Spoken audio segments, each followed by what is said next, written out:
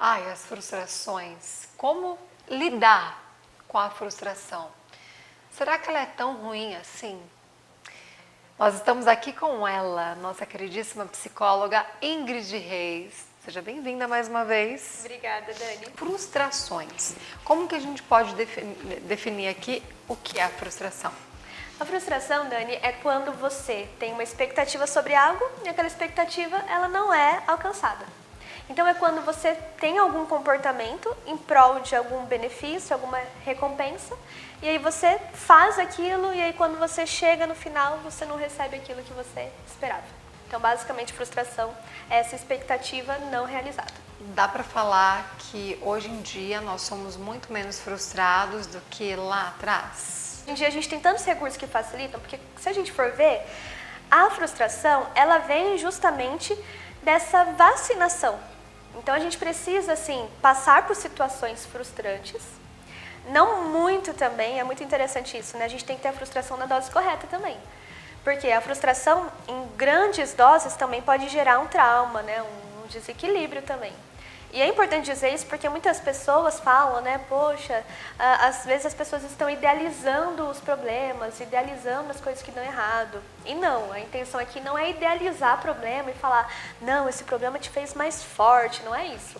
Não é romantizar as coisas ruins são coisas ruins. Porém, se você passa por situações frustrantes na medida certa, assim como se você está com sede, você bebe água. Tem que beber o tanto certo, um copo, dois. Se você beber 20 litros, você vai passar mal, né? Então, não vai nem conseguir, na verdade, né? O equilíbrio que a gente sempre fala aqui Exatamente. também. Então, a frustração é a mesma coisa. Se você fica totalmente distante de situações que te frustram, cada vez menos você vai se frustrar. Ou seja, qualquer coisinha pequena vai ser extremamente frustrante para você.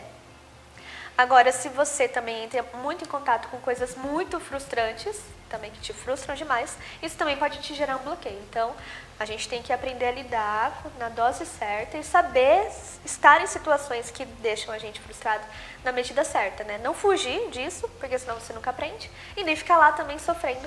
Então, Como deixar o filho se frustrar nessa medida correta, né? Nessa questão educacional? Que é muito importante, né? Hoje em dia parece que os pais têm muito medo de frustrar as crianças. Por vários motivos, eu sempre digo que é um erro, sempre que a gente diz algo, principalmente sobre a sociedade, que a gente culpa um único fator, eu sempre digo que isso é um erro. Porque nada é causado especificamente por causa de um único fator. Ah, a culpa de tudo é tecnologia? Não, não é tecnologia. A culpa de tudo é porque os pais estão trabalhando mais? Também não. É sempre um conjunto de fatores, né? Mas vamos colocar aqui que um dos fatores, muitos pais passam o dia inteiro trabalhando e aí ficam pensando, poxa, né, meu filho ficou em casa. Então, a hora que a criança chega em casa, para suprir essas horas que eu não estive com meu filho ou a minha ausência, eu preciso agora só trazer benefícios para ele. Ele não pode chorar, ele não pode ficar irritado. E aí esse que é um erro, porque tentando resolver um problema, acaba criando outro problema. Então, a questão é que os pais eles precisam fazer isso de maneira natural. Eu vou dar um exemplo.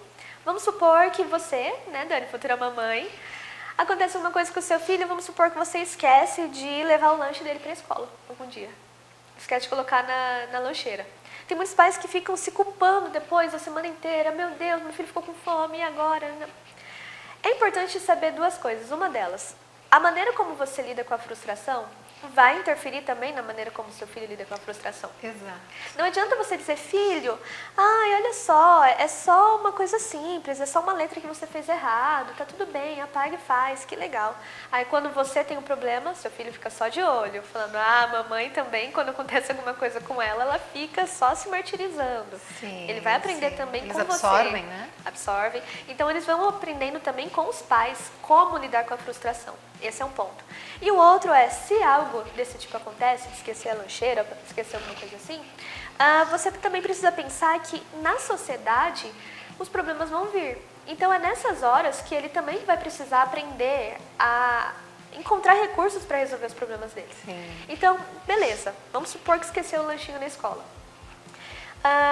Ele vai precisar ali na situação ligar para você, para poder pedir dinheiro, ou então para poder comer na cantina, ou então falar com a tia da cantina para comprar fiado. Você está vendo que se a gente faz da maneira certa, a frustração acaba se tornando também um recurso de ensinar a criança a resolver problemas. E aquilo que você falou, né? Que não acontece toda semana. Que a criança vai se sentir abandonada, né? Mas vai depender muito, né? Então, a culpa dos pais muitas vezes também gera essa ausência total de frustração e medo de frustrar as crianças. Eu tenho 2 irmãos que estão aí entre fase de adolescência, entrando na vida adulta, e eu falava para eles, né? Já falo isso há uns 5 anos. IVP, que é o Índice de Viração Própria. Se virar, saber se virar, índice de viração própria, vamos lá, né? Tudo tá ali na mão, não, se vira, isso é muito importante.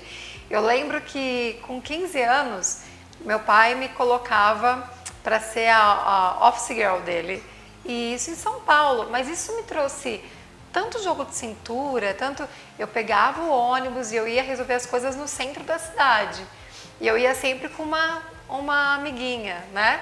E pra mim aquilo era o máximo, sabe? Assim, eu já tinha responsabilidade, sabia fazer serviço de caixa eletrônico em banco, né? Então, desde cedo eu já tenho o meu índice de viração própria.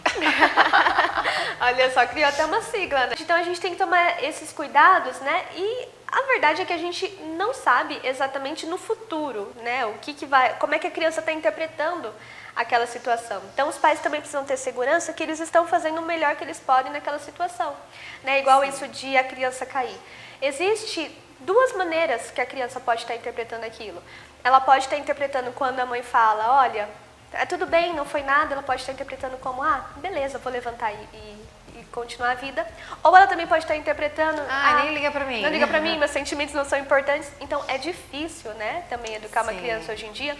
E eu digo que é difícil também, porque se a gente for ver, pensa só, antigamente, você que vai ter um neném em breve, quando você pensa aí na criação de uma criança, antigamente a mulher ficava em dúvida, vamos supor, no que a sogra fala e o que a mãe fala.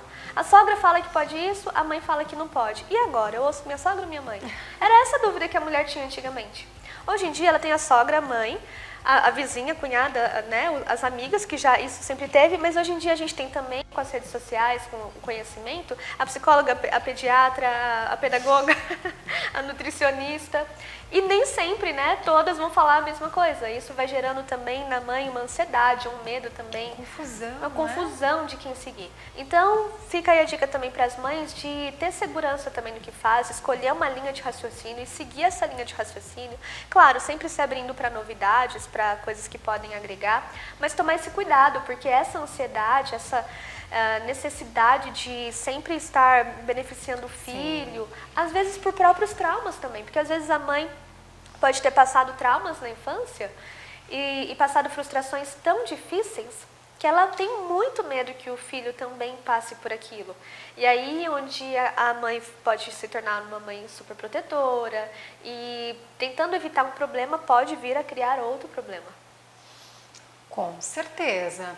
Agora, de que maneira lidar da melhor forma com as frustrações?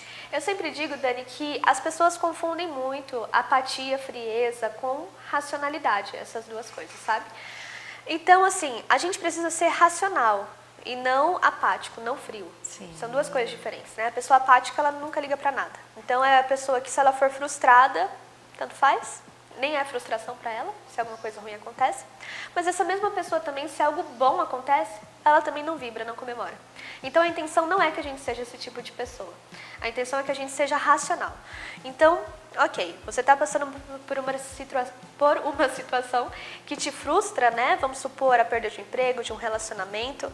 A partir daquela frustração, você também precisa lembrar que nada é para sempre quando a gente fala de sentimentos. Sim. Você pode ter o sentimento mais intenso que for. Esse sentimento, ele vai passar. Você precisa entender que não importa se é uma dor muito grande ou uma alegria muito grande. Ela vai passar e a gente esquece disso. Não importa quando foi o melhor dia da sua vida ou o pior dia da sua vida. Você chegou até aqui e agora, nesse exato momento, você não está sentindo isso mais, não é? Sim. Por exemplo, seu casamento, né, que foi há pouco tempo, que deve ter sido assim um dia marcante. O meu também, que foi ontem, né? também são dias marcantes, mas ao longo do tempo aquele sentimento passa. E a frustração não é diferente. Seja qual sentimento que for ali no momento, de tristeza, de ansiedade, ele vai passar. Isso não impede que você sinta dor, mas isso te lembra que aquela dor ela é temporária. E é focando nesse temporário que você consegue sair dela. Porque, por exemplo, se você termina um relacionamento, eu costumo dizer que é como se você tivesse um machucado. Então, aquele machucado está doendo ali na hora. Você sabe que aquilo não vai te matar, não vai te trazer grandes consequências, é só um corte. Mas você sabe que aquilo vai passar. Não é algo que te apavora, que você vê aquele corte e fala, meu Deus, eu vou morrer por causa disso. Você sabe que vai passar, não tira a dor, mas isso também não faz você se desesperar a ponto de achar que é o fim de tudo. Então, é a mesma coisa com relação à frustração. Tá doendo, sinta a dor, entenda também o que te levou àquilo, Sim. Porque aquela dor também está tentando te sinalizar algo. Tentando te sinalizar que alguma coisa precisa ser mudada, alguma coisa precisa ser refletida. Então, se você está frustrado, depende. Você está frustrado pelo fim de um relacionamento? Você precisa repensar o que aconteceu de errado ali para no próximo relacionamento você estar numa situação melhor. Ou você está frustrado por causa de algo que foge do seu controle, você também precisa pensar que nem sempre, na verdade nunca as coisas vão estar totalmente no nosso controle. Então, ou a gente aprende a lidar, ou a gente aprende a lidar. Então, esses são pensamentos que ajudam a gente a encarar aquela situação, que é dolorosa. Não vamos romantizar. A dor, a frustração, ela é dolorosa. Mas lembrar que ela é temporária faz toda a diferença. Muito bem, nossa psicóloga Ingrid Reis.